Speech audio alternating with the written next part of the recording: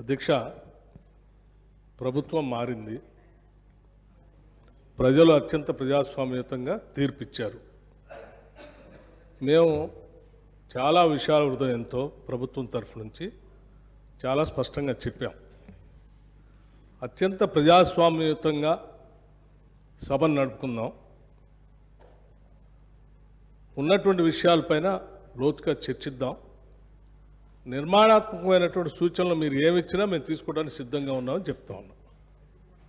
మొట్టమొదటి సమావేశం, మొట్టమొదటి రోజు వారు గవర్నర్ ప్రసంగం మీద ధన్యవాదాలు చెప్పే తీర్మానంలో కొంత పెద్ద మనసుతో ఈ ప్రభుత్వం చెప్పినటువంటి మాటలను స్వాగతిస్తున్నామనో, లేకపోతే అదే రీతిలో మనం ముందుకు పోదామనో అలా చెప్పుకుంటూ సభ నడిపించడం కోసం ప్రయత్నం చేయాలి. కానీ మొదలు పెట్టమే వారు అసలు ఒక దాడి మొదలుపెట్టినట్టు మొదలు పెడితే ప్రభుత్వానికి తప్పనిసరి పరిస్థితిలో మీకు మేము అనుకున్నటువంటి ప్రజాస్వామ్యయుత సభ నడిపేదానికంటే మీకు సమాధానం చెప్పే కార్యక్రమంలో ఆ స్ఫూర్తి కూడా దెబ్బతినేటట్టుగా వారు మాట్లాడుతున్నారు. అది కరెక్ట్ కాదు. దయచేసి మీరు ఏం చేశారనుకుంటున్నారో చెప్పండి, మేము ఏం చేయాలనుకుంటున్నారో చెప్పండి. దాని ద్వారా రాష్ట్రానికి ఏమైనా చేద్దామనేటువంటి ఆలోచన ఉండాలి తప్ప మీరున్న టైంలో గన్ సెంటర్లు ఉన్నాయి, మీరున్న టైంలో అసలు నీళ్ళే లేవు. నీళ్ళు ఏడలేవండి. ఆర్డబ్ల్యూఎస్ పథకం ద్వారా మొత్తం రాష్ట్రంలో దాదాపు 70 నుంచి 80% నీళ్ళు ఇచ్చారు. మా ఆదిలాబాద్ నుంచి నేను ఖమ్మం వరకు చెప్తాను, నేను ప్రతి ఊరితో సహా లెక్కలతో సహా చెప్తాను. చివరి గోండుగూడెల్లో కూడా మీరు చెప్పినటువంటి ఆర్డబ్ల్యూఎస్ దాదాపు 43,000 కోట్ల రూపాయలతో ఖర్చు పెట్టారు. ఏడాది ఒక్క గ్రామంలో నీళ్ళు వస్తున్నాయండి. ఇప్పటికి కూడా ఐటీడీఏ నీళ్ళే తాగుతూ ఉన్నాం, వేసినటువంటి బోర్లు బావిలో నుంచి నీళ్లు తాగుతున్నామని చెప్తా ఉన్నారు. మళ్ళీ అదేదో పెద్ద గొప్పగా చేసినట్టు చెప్తున్నారు. మీరు వచ్చిన తర్వాతనే నల్గొండలో నీళ్ళు వచ్చినాయి. అంతకుముందు నల్గొండలో నీళ్ళు రాలేదా? ఫ్లోరోసిస్ ఎరాడికేషన్ కాలేదా? మీరు వచ్చిన తర్వాత జరిగిందా? మీకంటే ముందే జరిగింది. మీరు ఇంకా కట్టినటువంటి ఆర్డబ్ల్యూఎస్ పథకం కింద కట్టినటువంటి సంస్థల్ని, వ్యవస్థల్ని, ఆస్తుల్ని అన్నిట్లు కూడా ధ్వంసం చేసి తాళాలు వేసి పనికి రాకుండా చేశారు. వాటి మీద కూడా లెక్కలతో మేము బయటకు తీస్తాం, రివ్యూ చేస్తాం. అధ్యక్ష, దయచేసి మీరు చెప్పండి. ఎస్, మీరు 10 ఏళ్ళు పాలన చేశారు, ప్రజలు తీర్పిచ్చారు.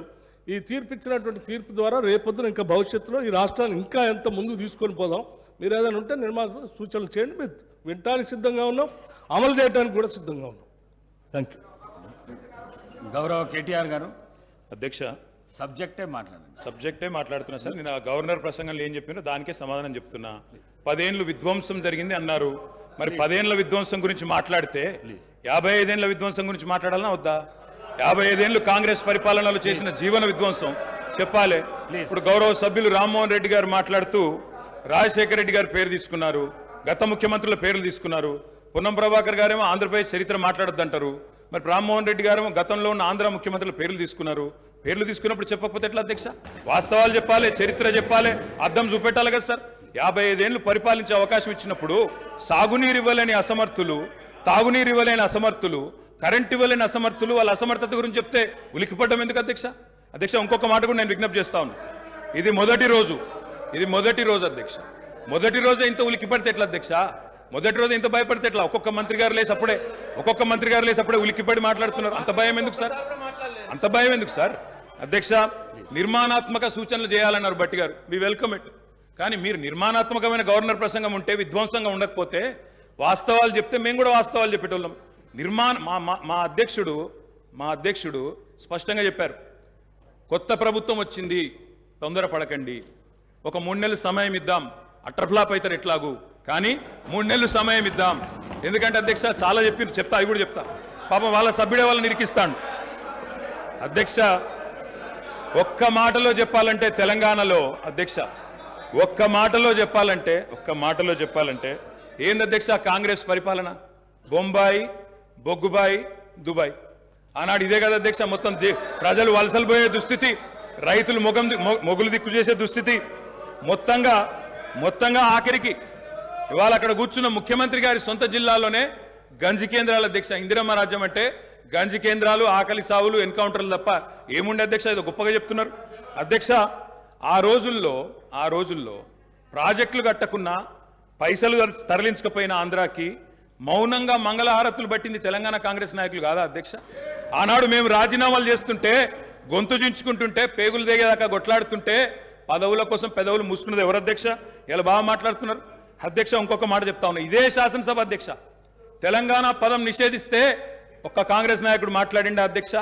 ఇదే శాసనసభలో అధ్యక్ష అక్కడ కూర్చున్న ముఖ్యమంత్రి కిరణ్ కుమార్ రెడ్డి గారు మా హరీష్ రావు గారు లేచి మాకు నిధులు ఇవ్వరా అని అడిగితే ఒక్క పైసా ఇయ్యా ఏం చేసుకుంటావో చేసుకోపో అన్నప్పుడు ఒక్క కాంగ్రెస్ నాయకుడు మాట్లాడిండా సార్? ఇలా బాగా మాట్లాడుతున్నారు. పదవుల కోసం పెదవులు మూసిన చరిత్ర ఖచ్చితంగా తెలంగాణ కాంగ్రెస్ నాయకులదే. అందులో రెండో అభిప్రాయం కూడా అవసరం లేదు అధ్యక్ష. అధ్యక్ష ఐఎమ్ నాట్ ఈల్డింగ్ సార్, ఎందుకంటే మీరు నాకు రెస్క్యూకి రావాలా. మేము ప్రధాన ప్రతిపక్షం 39 మంది ఉన్నాం ఇక్కడ. మాటికి ఒక్కసారి ఇంటర్ఫియర్ చేస్తే మాకు కూడా సమయం ఇవ్వాలా మీరు. మాకు కూడా 4 సభ్యులకు మాట్లాడే అవకాశం ఇవ్వండి. మాటికి మంత్రి గారు చెప్పడం ఏందండి? సమాధానం చెప్పలేరా అధ్యక్ష? అంత భయం ఎందుకు? సమాధానం చెప్పలేరా అధ్యక్ష? సమాధానం చెప్పలేరా సార్? వీళ్ళు గౌరవ్ కేటీఆర్ తర్వాత చెప్పమనండి సార్, మా రిప్లై అయిపోయిన చెప్పమనండి అధ్యక్ష. గౌరవ సభ్యులు అధ్యక్ష సార్ ఇది ఎందుకంటే వెంకన్న ఒక్క నిమిషం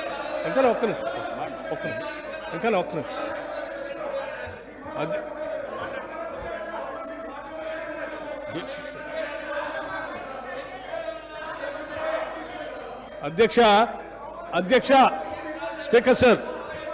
స్పీకర్ సార్ గౌరవ్ కేటీఆర్ గారు బ్రదర్ ప్లీజ్, నేనేం మిమ్మల్ని క్రిటిసైజ్ చేయట్లేదు. కూర్చో ఒక్కడే నిమిషం. I'm trying to advise you. Please I'm trying to advise you please. నేనేం మిమ్మల్ని క్రిటిసైజ్ చేయట్లేదు, దయచేసి ఒక్క నిమిషం.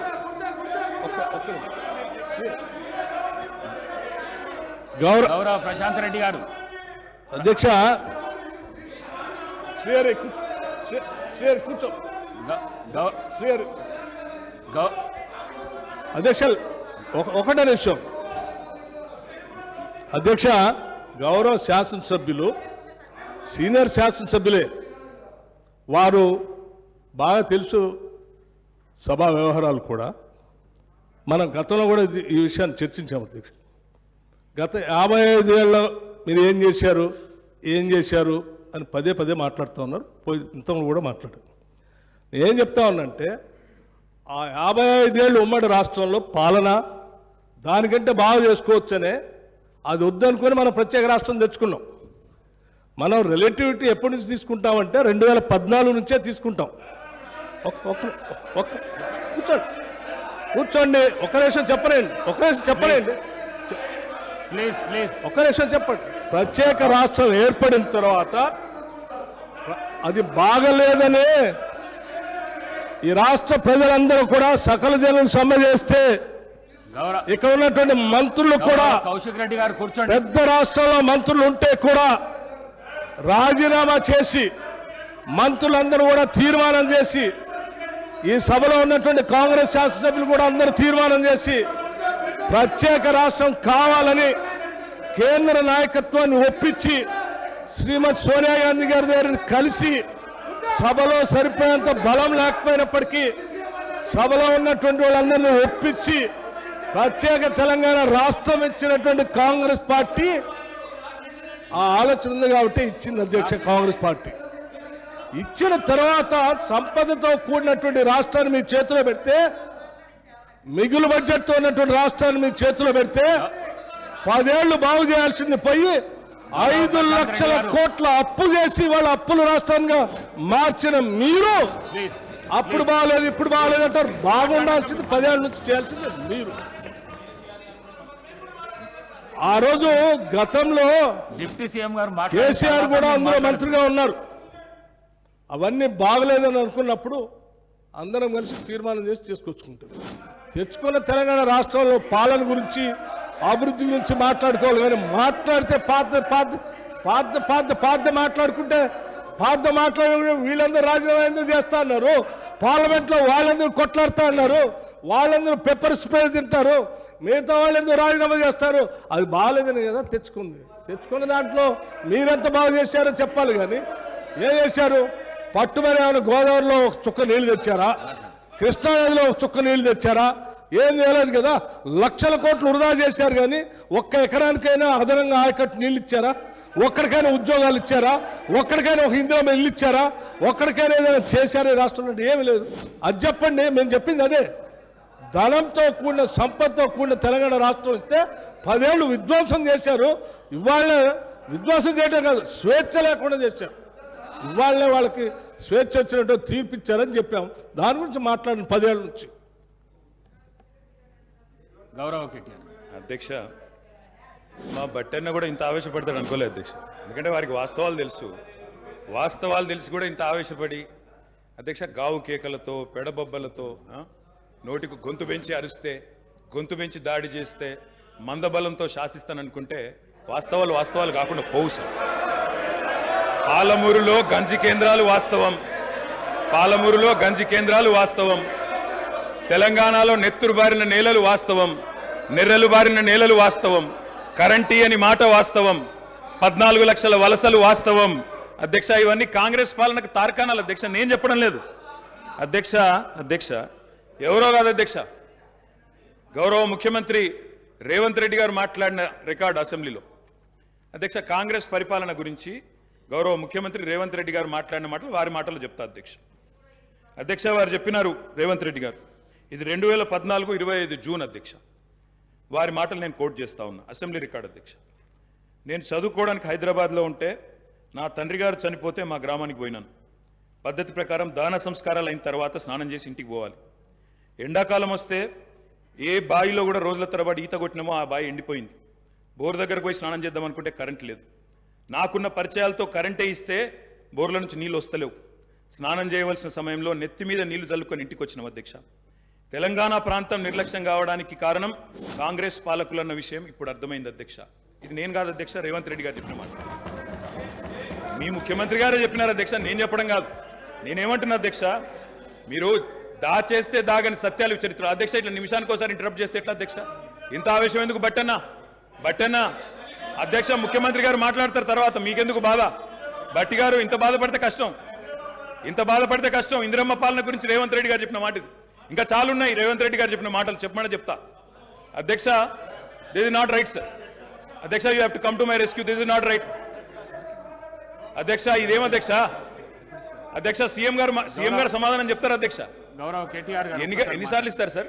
మరి మేము కూడా లెక్క చూడాలా? 39 మందికి అధ్యక్ష, మనం తెలంగాణ రాష్ట్ర శాసనసభలో మాట్లాడుతూ ఉన్నాం. ఆనాటి ఉమ్మడి ఆంధ్రప్రదేశ్ శాసనసభ వ్యవహారాలు కాదు, ఆనాటి ఉమ్మడి ఆంధ్రప్రదేశ్ శాసనసభ కాదు. ఇది ప్రత్యేక తెలంగాణ రాష్ట్ర శాసనసభ. ఈ శాసనసభ ఈ రాష్ట్రానికి సంబంధించి 2014 జూన్ 2 నుంచి మొదలైంది. ఈ 2014 నుంచి ఈ రాష్ట్రంలో తీసుకున్న చర్యలు, జరిగిన ఖర్చులు, చేసిన అభివృద్ధి, రాష్ట్ర ప్రజల ఆకాంక్షలు, వాటి గురించి మనం మాట్లాడుకోవాలి. గతం అంతా బాగాలేదనే కదా అందరు కలిసి కొట్లాడి ఏకగ్రీవంగా తీర్మానం చేసి తెలంగాణ రాష్ట్రం ఇంకా అది చూపించి నేను వాళ్ళతో పోటీ పడతా అంటే నువ్వు కూడా వాళ్ళతో పోటీ పడితే నువ్వు కూడా అట్టే పో. మరి ఏడెందుకు తెలంగాణ రాష్ట్రం గురించి మాట్లాడండి సార్.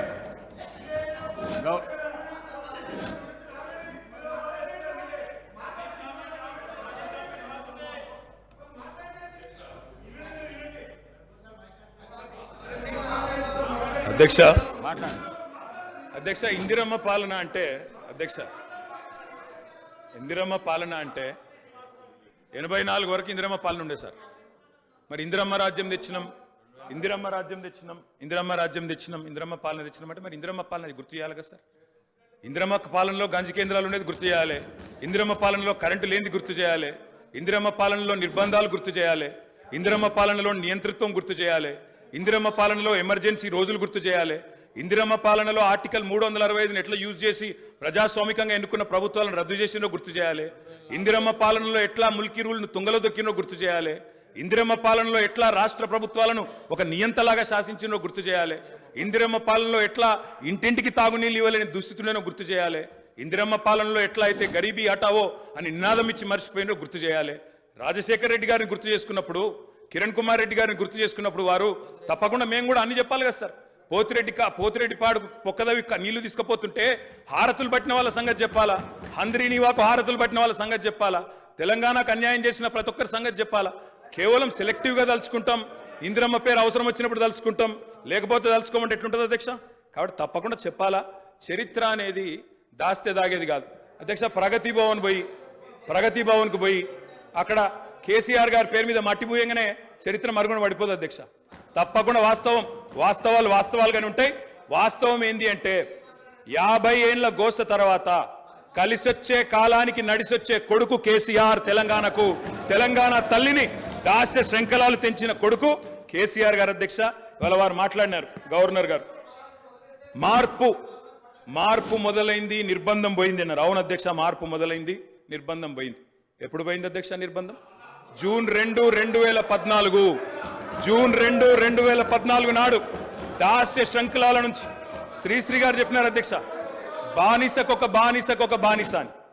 దరిద్రం ఏంటంటే అధ్యక్ష, దరిద్రం ఏంటంటే గతంలో మనల్ని పీడించిన వాళ్ళు పోయినారు, కానీ వాళ్ళ పేర్లు తలుచుకునే వాళ్ళు ఇంకా అక్కడే ఉన్నారు అధ్యక్ష. అది బానిసకొక బానిస అంటే కదా అధ్యక్ష. ఇంకొక మాట చెప్పాలి అధ్యక్ష. ఈరోజు గత 10 ఏళ్ళు అని మాట్లాడుతున్నారు. చెప్తాం అధ్యక్ష, విద్యుత్ సంస్థల గురించి చెప్తాను, ఇంకా చాలా విషయాలు చెప్తాను.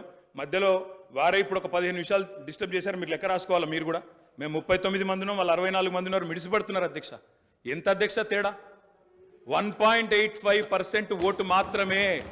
1.85% అధ్యక్ష.